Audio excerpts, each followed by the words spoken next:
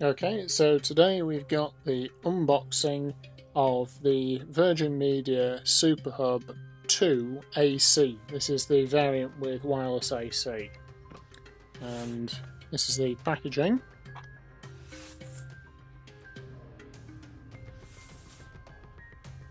Very plain and understated on the outside. And then two little fixings at the front here.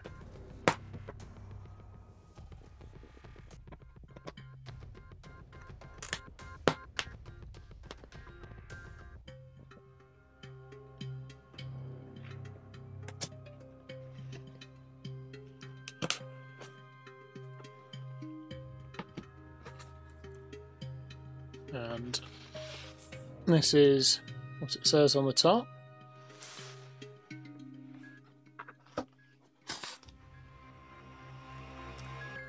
And they include some documentation here. And inside the top, you can see we have little Netgear declaration of conformity.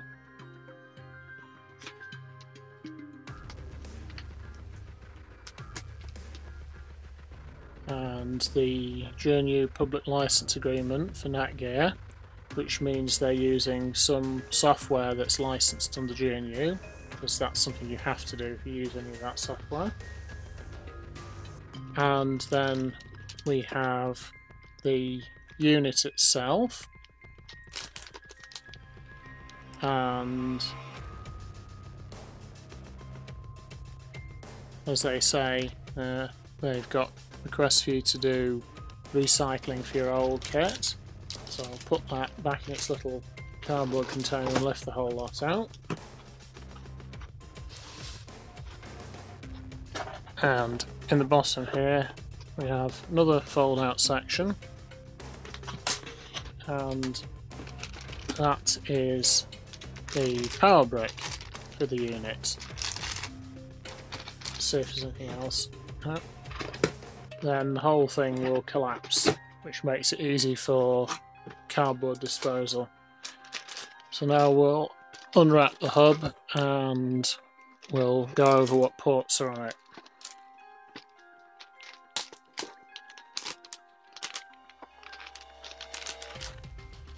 So the unit itself comes with this plastic adhered to the outside of it to stop it getting scratched. Quite why they did that I don't know, because it was already in a plastic bag. But then we have some little documentation about what's in, what different connections are, different specs of the machine. And then they have a little QR code there about wireless AC. And despite their little humour there, it does not mean amazing connection. It's just the fastest connection you can get over wireless these days. They do they say they stand up in an open space, but I took their text and they said that it's perfectly reasonable to have it lying on its side, provided that there's ample ventilation and that it is supported at this end, so you would have to fabricate a little support to go on that side. They have originally designed the ventilation for the top and bottom, you see, so that's just how they intend you to have it, like that. Now I'm not going to be doing it that way because I've got a rack mount environment, and that's another reason I got this, because it would reasonably fit within a 1U enclosure rather than having to be standing up taking up 3U of space, which is a waste. On the back we've got the little network connections there. You've got the reset, you've got the coaxial network connection, which goes from your house out down to the amplifier at the end of the road, and then it all gets amalgamated there and sent off back to one of Virgin Media's head ends. And you can see they've changed the power supply, so they've got a little label there saying, oh, use the new power supply, not the one out of your old one. So yeah, if you get one of these, don't be tempted to just plug the old power supply in, it won't work. And then you've got a little power button there for turning it on and off. So I'll get the plastic off it now.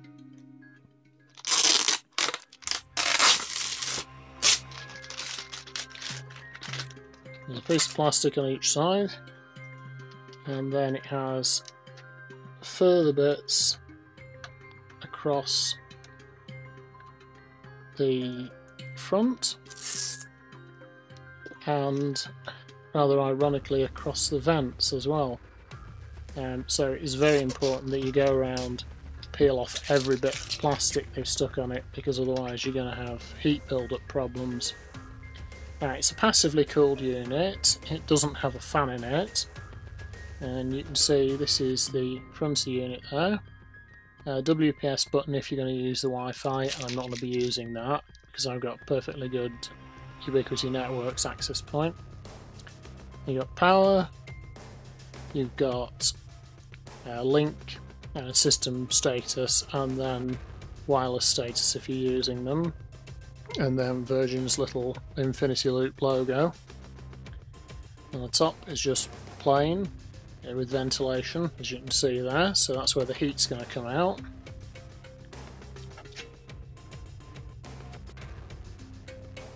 And then on the bottom, under where my thumb is, you would get the key for the Wi-Fi, and also the SSIDs for those different bits of Wi-Fi as well, and the password for accessing the device. Obviously I'm going to be changing all of those. And then on the right you've got little serial number and the MAC address of the unit itself. And as you can see right there, SuperHub 2 AC. And it is made by Netgear, because you could see the Netgear branding on it. Okay. So now we'll move over and see what documentation is provided.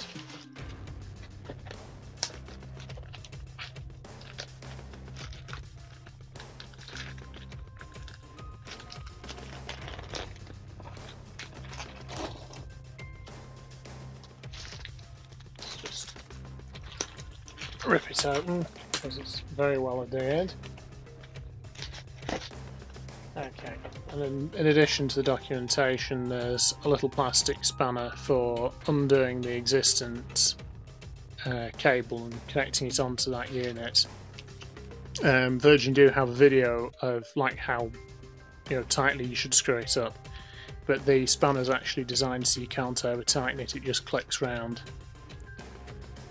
Okay, and you get the give us a call for how to activate it, because they have to register the unit onto their system, and what you get in there, how you should get it all sorted up, as I say, using the spanner, where to connect the bits, and then obviously once connecting to Wi-Fi, where to find your bits, push and sync, and then a bit of setup information if you're going to use the Wi-Fi in varying operating systems. They have details for Windows 7, Windows 8, Windows Vista, even XP and Mac OS.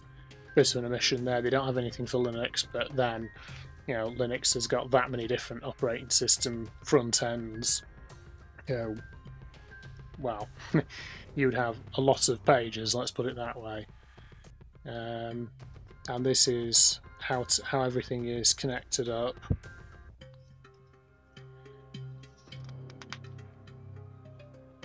And there we go. So that's that.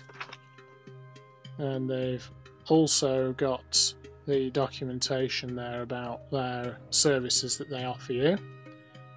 I won't be using any of that because I've already got a proper pfSense router, I've already got untangles in the network, which are an intrusion defense and antivirus, anti-malware platform, and then I run antivirus on all the machines as well, which is all supported by WebRoot and Clam, so multiple antiviruses.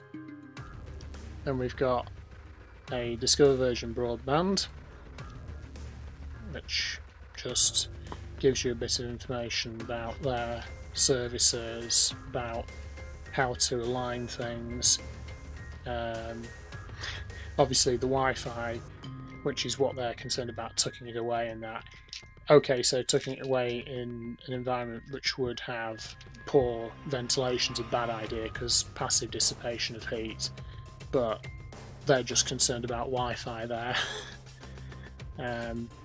Obviously, like, this is like a demo of what you would see on the bottom of one of those units. And obviously connection, again, more of the Wi-Fi connections, you know, Mac OS, Windows XP, Windows, etc. How to improve network signal, wired connections, how to connect things up. Bit of information about the wireless AC and the separate functionalities of it, because it does do dual band. How to do troubleshooting basics on the device, and then a little bit about their web safe functionality, which, as I say, it's going to be turned off because I don't want it interfering with the current security systems or generating unexpected results where I think I've managed to let certain, you know, traffic through and then discover that the firewall on there is messing everything around when I've already put explicit allow or deny rules in on all the other bits of kit. So anyway, this concludes the unboxing of the Virgin Media SuperHub 2 AC, and of course a little ramble about my network. Catch you next time.